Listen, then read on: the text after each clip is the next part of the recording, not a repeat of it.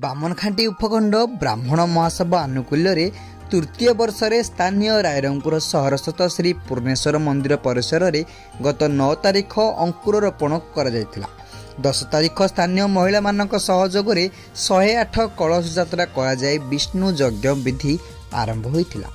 उक्त यज्ञकांड रे श्री जगन्नाथ मंदिर मुख्य पूजक सस्त्रीक यज्ञकर्ता भाव यज्ञ वेदी रे आसीन होइथिले।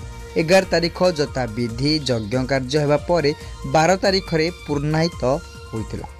उक्त विश्वशांति यज्ञ रे पुरी ठारू निमंत्रित पंडितगण तथा ए अंचलर विज्ञ कर्मकांड पुरोहितंक द्वारा विष्णु महायज्ञ संपन्न होइथिला।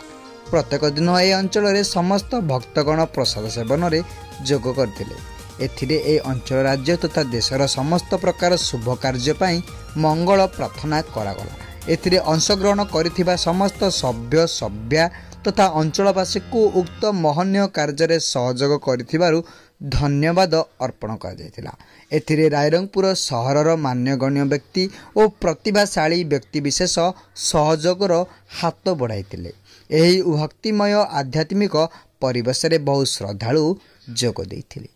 रायरंगपुररु श्यामलंदु परिडांग रिपोर्ट दिग्दर्शन न्यूज।